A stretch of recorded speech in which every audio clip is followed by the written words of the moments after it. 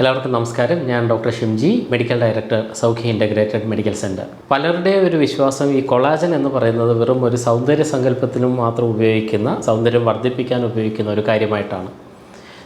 ഒരു പക്ഷേ ഏറ്റവും കൂടുതൽ നമ്മുടെ ശരീരത്തിനെ സ്വാധീനിക്കുന്ന പ്രധാനപ്പെട്ട ഒരു പ്രോട്ടീനുകളിലൊന്നാണ് കൊളാജൻ എന്ന് പറയുന്നത്. എന്താണ് കൊളാജനെ കൊണ്ടുള്ള ആവശ്യം? എന്തൊക്കെ കഴിച്ചു കഴിഞ്ഞാൽ കൊളാജൻ നമ്മുടെ ആവശ്യത്തിന് നമ്മുടെ ശരീരത്തിൽ കിട്ടും? കൊളാജൻ കുറഞ്ഞു കഴിഞ്ഞാലുള്ള പ്രശ്നങ്ങൾ എന്തൊക്കെയാണെന്നൊക്കെ നമുക്കൊന്ന് കാണാം.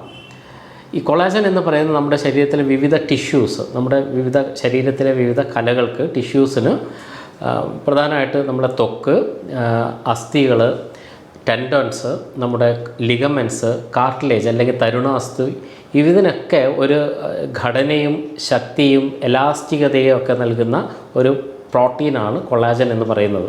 അപ്പോൾ ഇത്രയും ഏരിയയിലൊക്കെ അതിന് വ്യക്തമായിട്ടുള്ള സ്വാധീനം ചെലുത്താൻ വേണ്ടി കഴിയുകയും ചെയ്യും. അപ്പോൾ ഈ നമ്മുടെ ശരീരത്തിൻ്റെ ടോട്ടലായിട്ടുള്ള പ്രോട്ടീൻ കണ്ടൻറ്റിൻ്റെ 30% കൊളാജൻ ആണെന്ന് പറയുമ്പോൾ തന്നെ അതിൻ്റെ പ്രാധാന്യം എത്രമാത്രം ഉണ്ടെന്ന് നമുക്ക് മനസ്സിലാക്കാൻ വേണ്ടി കഴിയും. ആരോഗ്യത്തിന് വളരെ പ്രധാനപ്പെട്ട വളരെയധികം പങ്കും ഈ കൊളാജൻ വഹിക്കുന്നുണ്ട്. എന്താണ് കൊളാജൻ്റെ പ്രവർത്തനം? ഏറ്റവും ആദ്യത്തെ പ്രവർത്തനം ഇതിന് ശരീരത്തിൽ നൽകുന്ന ഘടനാപരമായ സ്വാധീനമാണ്. ശരീരത്തിൽ ഞാൻ നേരത്തെ സൂചിപ്പിച്ചതുപോലെ നമ്മുടെ ത്വക്കിനായാലും എല്ലുകൾക്കായാലും നമ്മുടെ കാർട്ടിലേജിനായാലും ലിഗമെൻസിനായാലും ശരീരത്തിൻ്റെ ഇവൻ മുടിക്കായാൽ പോലും അതിൻ്റെ ഘടനയെ ആ സ്ട്രക്ചർ മെയിൻറ്റെയിൻ ചെയ്യാൻ വേണ്ടി സഹായിക്കുന്ന ഒരു പ്രധാന ഘടകമാണ് ഈ കൊളാജൻ എന്ന് പറയുന്നത്. അത് ചർമ്മത്തിൻ്റെയും അസ്ഥികളുടെയും ടിഷ്യൂസിനെയാണ് ഏറ്റവും കൂടുതലായിട്ട് ഇത് സ്വാധീനിക്കുകയും ചെയ്യുന്നത്. രണ്ടാമത്തെ പ്രധാനപ്പെട്ട പ്രവർത്തനം എന്ന് പറയുന്നത് എലാസ്റ്റികതയാണ്, അല്ലെങ്കിൽ എലാസ്റ്റിസിറ്റി. ഈ നമ്മുടെ സ്കിന്നൊക്കെ വലിയുന്നതും ആ ചുളിവുകളില്ലാതെ നിലനിൽക്കുന്നതൊക്കെ ഈ എലാസ്റ്റിസിറ്റി ഉള്ളത് കൊണ്ടാണ്. പലപ്പോഴും എലാസ്റ്റിസിറ്റിയും ഹൈഡ്രേഷൻ, ജലാംശവും ഒക്കെ നഷ്ടപ്പെടുന്ന സമയത്താണ് വരകളും കുറികളും ഒക്കെ നമ്മുടെ സ്കിന്നിൽ കാണപ്പെടുന്നത്. ജലാംശം കുറഞ്ഞു കഴിയുമ്പോഴാണ് സ്കിന്നിന് ചുക്കിച്ചുളിവുകൾ വരുന്നത്, അതുപോലെ തന്നെ തൂങ്ങി നിൽക്കുന്ന, സ്വാഗിങ് എന്ന് നമ്മൾ പറയുന്ന തൂങ്ങി നിൽക്കുന്ന ഒരവസ്ഥയൊക്കെ ഉണ്ടാകുന്നത്. അപ്പോൾ എലാസ്റ്റിസിറ്റി നൽകി സ്കിന്നിനെ വളരെ ഗ്ലോസി ആയിട്ട് നിലനിർത്തുന്നതും കൊളാജൻ തന്നെയാണ്. മൂന്നാമത്തത് സന്ധികളുടെ ആരോഗ്യമാണ്. സന്ധികൾ പ്രധാനമായിട്ട് നമ്മുടെ തരുണാസ്ഥി, കാർട്ടിലേജ്. ഈ കാർട്ടിലേജ് എപ്പോഴും നമ്മുടെ പ്രധാനപ്പെട്ട എല്ലാ സന്ധികളുടെയും ഒരു കുഷ്യനിങ് എഫക്റ്റാണ്. അതിൻ്റെ ഒരു സ്പോഞ്ച് പോലെ ഇത് സന്ധിയെ സംരക്ഷിക്കുന്ന ഒരു കവചമാണ്. അപ്പോൾ ഈ കാർട്ടിലേജ് നഷ്ടപ്പെടുന്ന സമയത്തൊക്കെ അവിടെ ഓസ്റ്റിയോ ആർത്രൈറ്റിസ് അല്ലെങ്കിൽ തേയ്മാനം ഉണ്ടാകാനുള്ള സാധ്യതയും, അല്ലെങ്കിൽ അവിടെ ഇൻഫ്ലമേഷൻ, നീർക്കെട്ടുകളുണ്ടായി വാതരോഗങ്ങളുടെ സാധ്യതയൊക്കെ വർദ്ധിപ്പിക്കാനുള്ള സാധ്യത വളരെ അധികമാണ്. നാലാമതായിട്ടുള്ളത് നമ്മുടെ ബോണിൻ്റെ ആരോഗ്യമാണ്, നമ്മുടെ എല്ലുകളുടെ ആരോഗ്യമാണ്. എല്ലുകളുടെ സാന്ദ്രത, ഡെൻസിറ്റി, അതിൻ്റെ ബലം, ശക്തിയൊക്കെ മെയിൻറ്റെയിൻ ചെയ്യാൻ വേണ്ടി ഏറ്റവും കൂടുതൽ സ്വാധീനിക്കുന്ന ഒരു ഘടകം കൂടിയാണ് കൊളാജൻ എന്ന് പറയുന്നത്. ഇനി അടുത്ത പ്രധാനപ്പെട്ട ഒരു ഘടകം എന്ന മുറിവിനെ ഉണക്കാനുള്ള ശേഷിയാണ്. പലപ്പോഴും നമ്മുടെ പലരുടെയും ശരീരത്തിൽ ഒരു മുറിവുണ്ടായിക്കഴിഞ്ഞാൽ ആ മുറിവ് വളരെ പെട്ടെന്ന് ഉണങ്ങുന്നതായിട്ട് കാണുന്നില്ല. വളരെ കാലങ്ങളോളം ഈ മുറിവ് ഉണങ്ങാതെ നിലനിൽക്കും. ഇത്തരത്തിലുള്ള ആൾക്കാരെ നമ്മൾ ശ്രദ്ധിക്കേണ്ടത് അവരുടെ ശരീരത്തിനകത്ത് കൊളാജൻ്റെ അളവ് കുറവായിരിക്കാൻ സാധ്യതയുണ്ട്. അതുകൊണ്ടാണ് പലപ്പോഴും അൺഹീൽഡായിട്ടുള്ള വൂണ്ടുകൾ ഉണ്ടായിക്കഴിഞ്ഞാൽ, നമുക്ക് പെട്ടെന്ന് മാറാത്ത വൂണ്ടുകൾ അതായത് നമ്മുടെ ഡയബറ്റീസിൻ്റെ കോംപ്ലിക്കേഷൻ കൊണ്ടുണ്ടാകുന്ന കാലിലുണ്ടാകുന്ന വ്രണങ്ങളൊക്കെ വന്നു കഴിഞ്ഞാൽ അത് മാറാൻ ഒത്തിരി സമയമെടുക്കും. അപ്പോൾ പലപ്പോഴും ഈ വൂണ്ടിൽ തന്നെ കൊളാജൻ ഉപയോഗിച്ചുകൊണ്ടുള്ള ട്രീറ്റ്മെൻറ്റ് നടത്താറുണ്ട്. അപ്പോൾ കൊളാജൻ ശരീരത്തിൽ കുറഞ്ഞു കഴിഞ്ഞാൽ ഈ വൂണ്ട് ഹീലിംഗ് ഡിലേ ആവും, ഒത്തിരി കാലം താമസിക്കാനുള്ള സാധ്യതയുണ്ട്. ഇനി ഇതിൻ്റെ കുറവുണ്ട് എന്ന് കാണിക്കുന്ന ലക്ഷണങ്ങൾ, ശരീരം കാണിക്കുന്ന ലക്ഷണങ്ങൾ എന്തൊക്കെയാണ്? ഏറ്റവും പ്രധാനപ്പെട്ടത് സന്ധിവേദന തന്നെയാണ്. സന്ധിവേദന പല കാരണങ്ങൾ കൊണ്ടുണ്ടാകാം. നമ്മുടെ വ്യത്യസ്തങ്ങളായിട്ടുള്ള ആർത്രൈറ്റിസ് പോലെയുള്ള പ്രശ്നങ്ങളൊക്കെ ഉണ്ടാകും. പക്ഷേ പലപ്പോഴും ഓസ്റ്റിയോ ആർത്രൈറ്റിസ് അല്ലെങ്കിൽ തേയ്മാനം കൊണ്ടുണ്ടാകുന്ന ആർത്രൈറ്റിസിൻ്റെ ഒരു മൂല കാരണം കാർട്ടിലേജിൻ്റെ ന്യൂനതയായിരിക്കാം, ഡെഫിഷ്യൻസി ആയിരിക്കാം. അപ്പോൾ അതേപോലെ തന്നെ സ്കിന്നിനുണ്ടാകുന്ന, ചർമ്മങ്ങൾക്കുണ്ടാകുന്ന വരൾച്ച, അല്ലെങ്കിൽ അതിൻ്റെ എലാസ്റ്റിസിറ്റി നഷ്ടപ്പെടുക, അത് തൂങ്ങി നിൽക്കുക, ഞാൻ നേരത്തെ സൂചിപ്പിച്ച ഇത്തരം കാര്യങ്ങളൊക്കെ ഒരാളുടെ ചർമ്മത്തിൽ ഉണ്ടാകുന്നുണ്ടെങ്കിൽ അത് ഒരു 70-80 വയസ്സുള്ള ഒരാളുടെ സംബന്ധിച്ചിടത്തോളം കാര്യമല്ല. മധ്യവയസ്കരിൽ തന്നെ ഇത്തരത്തിലുള്ള ഒരു കാര്യം കാണുന്നുണ്ടെങ്കിൽ അവരുടെ ശരീരത്തിൽ കൊളാജൻ കുറയാനുള്ള സാധ്യത വളരെ കൂടുതലാണ്. മറ്റൊരു പ്രധാന ഏരിയ എന്ന് പറയുന്നത് നമ്മുടെ നഖവും അതുപോലെ തന്നെ മുടികളുമാണ്. മുടിയും നഖവും ഒക്കെ പെട്ടെന്ന് പൊട്ടിപ്പോവുക, വളർത്താൻ പറ്റാതിരിക്കുക, നമ്മുടെ കൈ കൊണ്ട് ഒടിക്കുമ്പോൾ തന്നെ അത് പൊട്ടിപ്പോവുക തുടങ്ങിയ ലക്ഷണങ്ങൾ പല ഡെഫിഷ്യൻസീസിനെയും കുറിക്കുന്നതാണ്. പ്രധാനമായിട്ട് വൈറ്റാമിൻ ഡിയും കാൽഷ്യവും സിങ്കൊക്കെ കുറഞ്ഞു കഴിഞ്ഞാൽ ഇത്തരത്തിലുള്ള പ്രശ്നങ്ങൾ ഉണ്ടാകാം. പക്ഷേ അതേപോലെ തന്നെ വളരെ പ്രധാനപ്പെട്ടതാണ് കൊളാജനും. കൊളാജൻ കുറഞ്ഞു കഴിഞ്ഞാലും ഇത്തരത്തിലുള്ള പ്രശ്നങ്ങൾ പെട്ടെന്ന് തന്നെ ഒരു മനുഷ്യന് പിടിപെടാനുള്ള സാധ്യതയും വർദ്ധിക്കും. സെല്ലുലൈറ്റിസ് പോലെയുള്ള പ്രശ്നങ്ങൾ ഉണ്ടാവാം. സ്കിന്നിന് പെട്ടെന്ന് ഡ്രൈനസ് വന്ന് പൊട്ടി അവിടുന്ന് ഇത്തിരി വെള്ളം ഒഴുകുന്ന പോലെയുള്ള ഒരു പ്രശ്നങ്ങളൊക്കെ, ഇൻഫ്ലമേഷൻ വർദ്ധിച്ചിട്ട് ഉണ്ടാകുന്ന ഇത്തരം പ്രശ്നങ്ങൾ, ചുവന്ന നിറമായിട്ട് മാറുന്ന പ്രശ്നങ്ങളിലൊക്കെ പലപ്പോഴും ഈ ഇതിൻ്റെ ഡെഫിഷ്യൻസി കാണിക്കുന്ന കാര്യങ്ങൾ തന്നെയാണ്.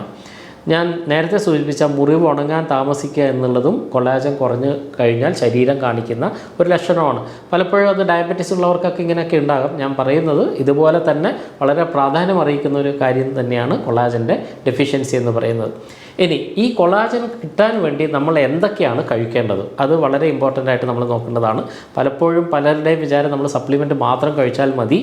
പക്ഷേ ഒരു പരിധിയിലധികം ശരീരത്തിൽ ഡെഫിഷ്യൻസി വന്നു കഴിഞ്ഞാൽ പലപ്പോഴും നമ്മൾ പല സപ്ലിമെൻറ്റിനെയും ആശ്രയിക്കേണ്ടി വന്നേക്കാം.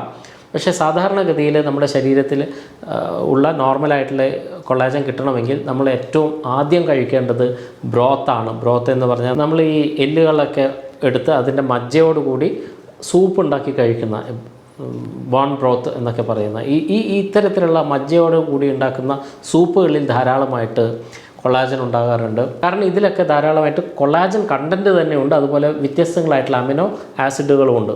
ഇത്തരത്തിലുള്ള അമിനോ ആസിഡുകളൊക്കെ ഇതിൻ്റെ സിന്തസിസിന്, ഈ കൊളാജൻ്റെ നിർമ്മാണത്തിന് സ്വാധീനിക്കുന്ന ഘടകങ്ങളാണ്. ഇനി അതേപോലെ തന്നെ മറ്റൊരു പ്രധാന ഘടകമാണ് ചിക്കൻ സ്കിന്ന്. ചിക്കൻ സ്കിന്നിൽ എപ്പോഴും നമ്മൾ നോക്കേണ്ടത് ചിക്കൻ സ്കിന്നോട് ചേർന്നിട്ട് ഫാറ്റ് ലെയർ ഉണ്ടാകും. അപ്പോൾ ഇത്തരത്തിലുള്ള ചിക്കൻ സ്കിന്ന് തന്നെ കഴിക്കുന്നത് വഴി ധാരാളം ശരീരത്തിനകത്ത് കാർട്ടിലേജ് വരാനുള്ള സാധ്യതയും വർദ്ധിക്കും. മറ്റൊരു പ്രധാനപ്പെട്ട ഏരിയ എന്ന് പറയുന്നത് മത്സ്യങ്ങളാണ്. മത്സ്യങ്ങളിലും പ്രധാനമായിട്ട് ഒമേഗ 3യുടെ കണ്ടൻറ്റൊക്കെ വർദ്ധിക്കുന്നതുകൊണ്ട് അത്തരത്തിലുള്ള ഫാറ്റി ഫിഷുകൾ കഴിക്കുന്നതും വളരെയധികം കൊളാജൻ്റെ അളവ് ശരീരത്തിൽ വർദ്ധിപ്പിക്കാൻ വേണ്ടി സഹായിക്കും. മറ്റൊന്ന് കക്കയിറച്ചിയാണ്. കക്കയിറച്ചിയിൽ ധാരാളമായിട്ട് ഒമേഗ അതുപോലെ തന്നെ അമിനോ ആസിഡ്സും വ്യത്യസ്തങ്ങളായിട്ടുള്ള അമിനോ ആസിഡ്സുകളും ഉള്ളതുകൊണ്ട് അതും വളരെയധികം ഗുണപ്രദമായിട്ട് കാണും. മുട്ടയിലും നന്നായിട്ട് കൊളാജനുണ്ട്. മുട്ടയിൽ കാണുന്ന ഒരു അമിനോ ആസിഡാണ് പ്രോലീൻ എന്ന് പറയുന്നത്. പ്രോലീൻ എപ്പോഴും കൊളാജൻ്റെ ഉൽപ്പാദനത്തിന് ത്വരിതപ്പെടുത്തുന്ന ഒരു ഘടകമാണ്, ഒരു അമിനോ ആസിഡാണ്.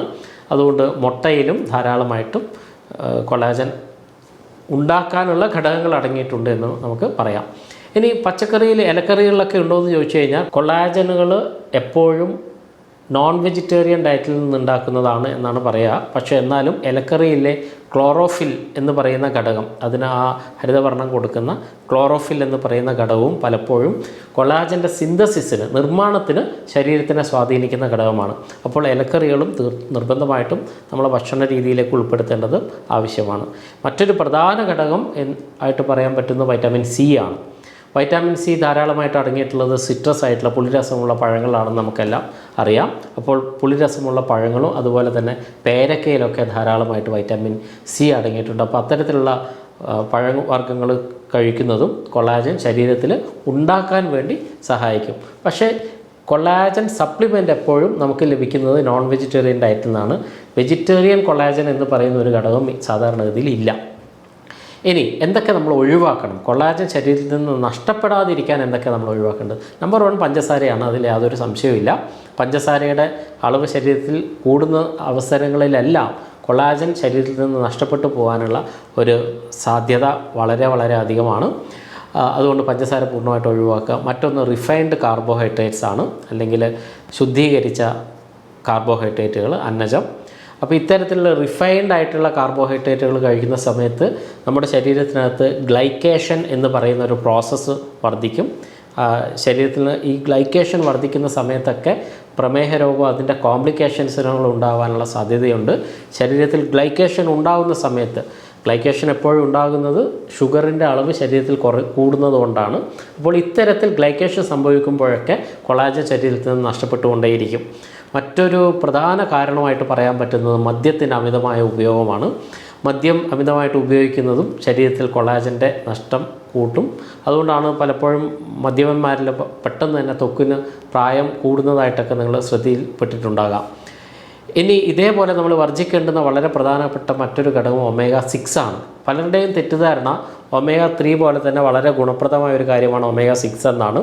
പലരും ചില സപ്ലിമെൻ്റൊക്കെ omega-3യും omega-6 ഒക്കെ കമ്പൈൻ ചെയ്തിട്ടുള്ള സപ്ലിമെൻ്റൊക്കെ വാങ്ങി കഴിക്കാറുണ്ട്. അത് ശുദ്ധമായിട്ടുള്ള മണ്ടത്തരമായിട്ട് തന്നെ പറയേണ്ടി വരും. omega-6 എപ്പോഴും ഇൻഫ്ലമേഷൻ അല്ലെങ്കിൽ നീർവീഴ്ചകൾ വർദ്ധിപ്പിക്കാൻ സഹായിക്കുന്ന ഒരു ഘടകമാണ്. അതുകൊണ്ട് omega-6 അടങ്ങിയ സപ്ലിമെൻറ്റുകളും ഭക്ഷണങ്ങളും കഴിയുന്നത്ര ഒഴിവാക്കുക. ഇതേപോലെ ഒഴിവാക്കേണ്ട മറ്റൊരു ഘടകമാണ് ചോളം. പലപ്പോഴും ചോളം വളരെ ആരോഗ്യത്തിന് ഗുണപ്രദമാണെന്ന് കരുതിയിട്ട് കഴിക്കുന്ന ആൾക്കാരുണ്ട്. പക്ഷേ ചോളം നമ്മുടെ ശരീരത്തിനകത്ത് ഇൻഫ്ലമേഷൻ സാധ്യതകൾ വർദ്ധിപ്പിക്കുന്ന ഒരു ഘടകമായിട്ടാണ് കണക്കാക്കുന്നത്. അതുകൊണ്ട് തന്നെ കൊളാജൻ നഷ്ടപ്പെടാതിരിക്കണമെങ്കിൽ നമ്മൾ ഇതുപോലെയുള്ള ചോളം പോലെയുള്ള കാര്യങ്ങളും വർജിക്കേണ്ടതാണ്. ഇനി അതേപോലെ വെജിറ്റബിൾ ഓയിൽസ്, നമ്മളിപ്പോൾ സോയാബീൻ എണ്ണ പോലെയുള്ള എണ്ണകളും സൺഫ്ലവർ ഓയിലൊക്കെ ഈ ശരീരത്തിനകത്ത് കൊളാജൻ്റെ ഡെഫിഷ്യൻസി ഉണ്ടാക്കാനുള്ള ഒരു മാർഗമായിട്ട് കാണാറുണ്ട്. അതുകൊണ്ട് ഇത്തരത്തിലുള്ള omega-6 അടങ്ങിയ വെജിറ്റബിൾ ഓയിൽസും ഒഴിവാക്കുന്നതാണ് ഏറ്റവും കൂടുതലായിട്ട് നമുക്ക് ഗുണപ്രദമായിട്ട് കാണാം. ഇനി സപ്ലിമെൻറ്റ്, ഏത് രീതിയിലാണ് സപ്ലിമെൻറ്റ് കൊടുക്കുക? അപ്പോൾ ഭക്ഷണം നമ്മൾ കണ്ടു, ഏതൊക്കെ ഭക്ഷണം ഒഴിവാക്കണമെന്ന് നമ്മൾ കണ്ടു. ഇനി ഏതൊക്കെ സപ്ലിമെൻറ്റ് തരാനായിട്ട് ടൈപ്പ് 1ഉം ടൈപ്പ് 2 ആണുള്ളത്. ടൈപ്പ് 1 എന്ന് പറയുന്നത് സാധാരണഗതിയിൽ ടൈപ്പ് 1 സപ്ലിമെൻറ്റുകൾ ഉപയോഗിക്കുന്നത് ത്വക്കിൻ്റെയും അസ്ഥികളുടെയും ആരോഗ്യത്തിന് വേണ്ടിയിട്ടാണ്. അതിന് കൂടുതൽ ബലം സ്ട്രക്ചറൊക്കെ കിട്ടാൻ വേണ്ടിയിട്ടാണ്. ടൈപ്പ് 2 എന്ന് പറയുന്ന കൊളാജൻ സാധാരണ ഉപയോഗിക്കുന്നത് നമ്മുടെ കാർട്ടിലേജിൻ്റെ തരുണാസ്ഥിയുടെ നിർമ്മാണത്തിന് വേണ്ടിയിട്ടാണ്. അതായത് ടൈപ്പ് 2 കാർട്ടിലേജ് നമ്മൾ ഉപയോഗിക്കുന്നത് സന്ധികളുടെ ആരോഗ്യത്തിനും, ടൈപ്പ് 1 കാർട്ടിലേജ് ഉപയോഗിക്കുന്നത് ത്വക്കിൻ്റെയും അതുപോലെ തന്നെ അസ്ഥിയുടെയും ആരോഗ്യത്തിനൊക്കെയാണ്. പൊതുവായിട്ട് പലപ്പോഴും നമുക്ക് ലഭിക്കുന്ന പല സപ്ലിമെൻറ്റുകളും ടൈപ്പ് 1ഉം ടൈപ്പ് 2ൻ്റെ ഒരു കോമ്പിനേഷനായിട്ടാണ് ലഭിക്കാറുള്ളത്. പല തരത്തിൽ പല രൂപത്തിൽ ഈ കൊളാജൻ നമുക്ക് ലഭിക്കാറുണ്ട്. ഏതൊക്കെയാണ് മികച്ച കൊളാജനുകൾ എന്ന് നമ്മൾ നോക്കണം. നമ്പർ 1, ഏറ്റവും നന്നായിട്ട് നമുക്ക് പറയാൻ പറ്റും നല്ലതാണ് എന്ന് പറ്റുന്നതും വ്യത്യസ്തമായിട്ടുള്ള ഏജ് ഗ്രൂപ്പിൽപ്പെട്ട വ്യത്യസ്ത രോഗങ്ങളുള്ളവർക്കൊക്കെ കഴിക്കാൻ പറ്റുന്നതുമായിട്ടുള്ള ഏറ്റവും നല്ലൊരു മികച്ച കൊളാജൻ എന്ന് പറയുന്നത് മറൈൻ കൊളാജനാണ്. മറൈൻ കൊളാജൻ എന്ന് പറയുമ്പോൾ നമ്മളെ മത്സ്യത്തിൽ നിന്നൊക്കെ എടുക്കുന്ന, കടലിൽ നിന്നുള്ള ജീവികളിൽ നിന്നെടുക്കുന്ന കൊളാജനാണ് മറൈൻ കൊളാജൻ. കാരണം ഇതിൻ്റെ ബയോ അവൈലബിലിറ്റി അല്ലെങ്കിൽ ജൈവ ലഭ്യത വളരെയധികം കൂടുതലാണ്. അപ്പോൾ ഇത് കുറച്ച് കഴിച്ചാൽ തന്നെ ശരീരത്തിനകത്ത് ശരിയായ രീതിയിൽ ശരീരത്തിനകത്ത് യൂസ് ചെയ്യാൻ വേണ്ടി, ഉപയോഗപ്പെടുത്താൻ വേണ്ടി കഴിയും. ഇനി മറ്റൊന്ന് ബോവൈൻ കൊളാജനാണ്. ബോവൈൻ എന്ന് പറഞ്ഞാൽ മാട്ട് ഇറച്ചിയിൽ നിന്ന് എടുക്കുന്നവയാണ്. അത് നല്ല ഒരു കൊളാജൻ കാറ്റഗറി തന്നെയാണ് ഇതും പെടുത്തുക. പക്ഷേ മറൈനാണ് നമ്പർ 1 ആയിട്ട് കുറച്ച് നാളത്തെ എക്സ്പീരിയൻസിൽ നിന്ന് മനസ്സിലാവുന്നത്. ഇനി ഹൈഡ്രോലൈസ്ഡ് ആയിട്ടുള്ള കൊളാജൻ ഉണ്ട്. ഹൈഡ്രോലൈസ്ഡ് കൊളാജൻ എന്ന് പറയുന്നത് അത് പെട്ടെന്ന് ദഹിച്ച് ശരീരത്തിൽ എടുക്കാൻ പറ്റുന്നതാണ്. വളരെയധികം ആരോഗ്യപരമായിട്ട് വളരെ ക്ഷീണിതമായിട്ടുള്ള അവസ്ഥയിലും വളരെ പ്രായം ചെന്നവരിലൊക്കെ നമുക്ക് കൊടുക്കാൻ പറ്റുന്ന ഒരു ഫോമാണ് ഹൈഡ്രോലൈസ്ഡ് ഫോം.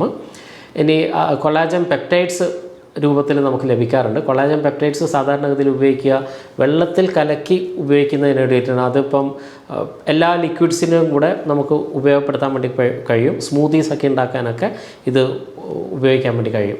അപ്പോൾ ഇതൊക്കെയാണ് പലതരത്തിലുള്ള നമുക്കിപ്പോൾ അവൈലബിൾ ആയിട്ടുള്ള കൊളാജൻ്റെ വ്യത്യസ്തങ്ങളായിട്ടുള്ള രൂപം, വ്യത്യസ്ത കാറ്റഗറീസ് പെടുത്താൻ പറ്റുന്ന കൊളാജനുകൾ. ഇനി ഇത് കൊളാജൻ പൊതുവായിട്ട് നമ്മൾ എപ്പോഴാണ് കഴിക്കുക? ഒരു 40 വയസ്സ് കഴിയുമ്പോൾ തന്നെ കൊളാജൻ്റെ ഒരു 20-30% കൊളാജൻ ശരീരത്തിൽ നശിക്കാനുള്ള സാധ്യത കൂടുതലാണ്. കാരണം നമ്മൾ സ്ട്രെസ്സ് അതിനൊരു കാരണമായിട്ട് പറയാറുണ്ട്. പലപ്പോഴും സൂര്യപ്രകാശം, UV റേസ് പോലെയുള്ള രശ്മികൾ അതികഠിനമായ സൂര്യപ്രകാശത്തിൽ പോകുന്നതൊക്കെ കൊളാജൻ്റെ സിന്തസിസും അതുപോലെ തന്നെ കൊളാജൻ്റെ കൊളാപ്സും വർദ്ധിപ്പിക്കാനുള്ള സാധ്യത കൂടുതലാണ്. പലരും കഴിക്കുന്ന പല മരുന്നുകളും അവരുടെ കൊളാജൻ്റെ സിന്തസിസ് കുറക്കാൻ വേണ്ടി കാരണമാകും. പ്രായം എപ്പോഴും ഒരു വലിയ ക്രൈറ്റീരിയയാണ്. പ്രായം വർദ്ധിക്കുന്നതനുസരിച്ച് കൊളാജൻ ശരീരത്തിൽ കുറഞ്ഞുകൊണ്ടിരിക്കും. അതുകൊണ്ട് തന്നെ ഒരു 40 വയസ്സ് കഴിയുന്നതോടുകൂടി തന്നെ നിങ്ങളുടെ കൊളാജൻ്റെ അളവ് ശരീരത്തിൽ മെയിൻറ്റെയിൻ ചെയ്യാൻ വേണ്ടി തയ്യാറാവുക. അപ്പോൾ ഞാൻ നേരത്തെ സൂചിപ്പിച്ച തരത്തിലുള്ള ഭക്ഷണ ക്രമീകരണങ്ങളിലേക്ക് പോവുക. അതിൽ കൂടുതൽ ദൗർലഭ്യം ഉണ്ടെങ്കിൽ, ശരീരത്തിനകത്ത് ഡെഫിഷ്യൻസി ഉണ്ടെങ്കിൽ നിങ്ങളത് ഒരു സപ്ലിമെൻ്റ് രൂപത്തിൽ തന്നെ കൊടുക്കാൻ വേണ്ടി തയ്യാറാവുക. പൊതുവേ ഇത് ചെയ്യുന്നത് എന്തിനാണെന്ന് വെച്ചാൽ ഞാൻ നേരത്തെ സൂചിപ്പിച്ച പോലെ ഇതൊരു പൊതുവായിട്ടുള്ള ആരോഗ്യം വർദ്ധിപ്പിക്കാൻ വേണ്ടിയിട്ടാണ്.